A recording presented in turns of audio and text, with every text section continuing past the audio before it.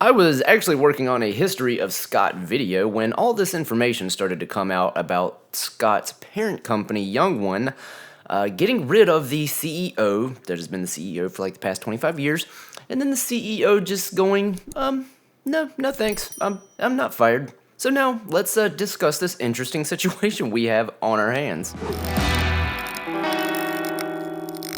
So, if you're like me, you watch a lot of bicycle races, and if you're also like me, you get really annoyed when you pay for a certain platform and then half of the races are region locked. But thanks to today's sponsor, that is no longer an issue. By now, I'm sure you have heard about NordVPN, the fastest virtual private network company that will keep you and your information safe. You guys know I am all about being safe. But to be honest, I love being able to pick where in the world the internet thinks I will be browsing from. This allows me to watch content that is not available in my area. For example, Flow Sports has region-locked races that I would love to watch. Now, with NordVPN, I can actually watch them. And to top it all off, NordVPN is not that expensive. Right now, if you pay for 2 years, it comes out to like $3 a month because they will throw in 4 months for free. Again, that exclusive deal is 4 months extra on a 2-year plan. If this interests you at all, there's gonna be a link somewhere down below. It's nordvpn.com/Mossy. Click on that, you'll get that exclusive deal, and you'll be able to watch all the races that you're not able to currently. Let's get to the content. Okay, first things first, I need to do a brief overview of the Scott Bicycle's history. It matters. It all started in 1958 when Ed Scott invented an aluminum ski pole. Once the company started gaining traction, they started making items for other sports and eventually started making motocross goggles. The next piece of history that I always think is super interesting is that Scott were the first to produce clip-on aero bars, and this is what led Greg LeMond to win the time trial against Laurent Fignon by over a friggin' minute. That's a very cool little story if you've never looked into it or if you're not big into the road cycling side of things. In 1978, Scott opened a facility in Switzerland, and in 1992, they moved their headquarters from the US of A to Switzerland. In 1995, Scott launched his first carbon mountain bike, and in 2003, the infamous Genius hit the market and had great success. Beat Zaugg,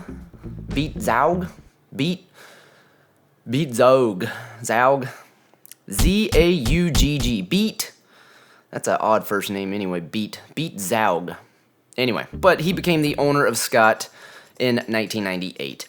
And finally, the last piece of our history we're going to discuss is in 2015, the Korean company Young One Corporation took a 50.1% stake in the company, with the previous Swiss owner, Beat Zaugg, retaining 49.9%. So, Young One is now the current majority shareholder of Scott Bicycles. Now, Young One also has a pretty interesting history themselves.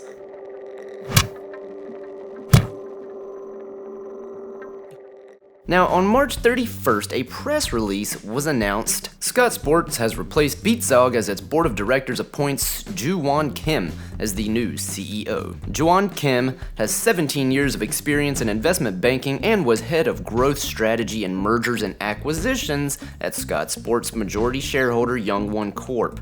So, the new CEO that they are apparently just now appointing is an employee of Young One. Recently, the Young One Corp loaned Scott Sports 150 million Swiss francs, which is 166 million bucks, with 100 million Swiss francs due on January 2nd, 2025. Then on April 1st, which is honestly why I thought this was actually all some joke, but it's not, Beat Zaugg simply said, "No thanks, I do not accept." Beat said that despite the press release, he does in fact remain the CEO of Scott Sports.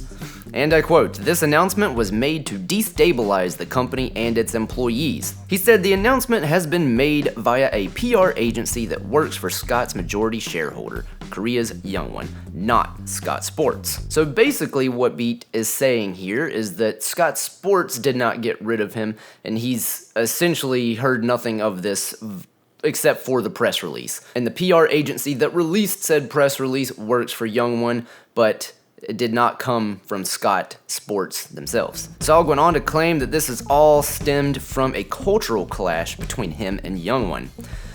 I really want to know what that cultural clash was. That sounds like another way of saying they got into an argument.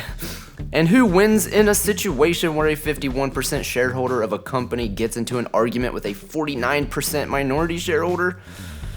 Young-Won stated, "We understand that it may be difficult for Mr. Zog to accept his termination, given his long-standing role as CEO, but this is ultimately irrelevant as a matter of law. The ultimate decision body of a company is the board of directors, and the board is clearly entitled to terminate the employment with the CEO."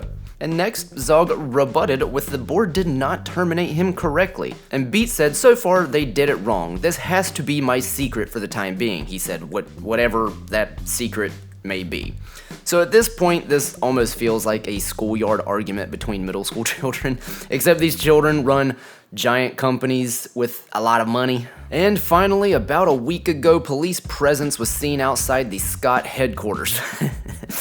When the authorities were contacted, they did confirm that they were there in relation to a disagreement with management, but nothing more. No one was arrested, they were simply there to facilitate a discussion. So, this is where we currently stand. A power struggle is happening within Scott, and it looks as though the entire company will be ran by the Korean company, Young-Won, whereas before Young-Won was simply a majority shareholder and left the business to be ran by the same person that has ran it for almost the last 25 years. This also comes at a time of turmoil for the entire bike industry. Most every company is having massive sales, trying to get rid of product, and not even 4 months ago, Scott asked for that 140 million euro loan from Young-Won. Scott even stated that they needed this loan because of their massive stockpile of inventory that they can't seem to move. And I can only imagine that this is kind of what tipped off this culture clash that Beat was talking about between him and Young-Won. They have owned the majority of Scott since 2015 and have had, publicly at least, no issues with Beat. They've let him run the company, and then all of a sudden he asked for this giant loan. They do give it to him, but now 4 months later he is fired? I will update you all when I learn more about this interesting saga, but I'm curious where this leads. I think Young-Won left Scott alone all this time because they have been profitable, but as soon as the industry took a downturn, they want to step in.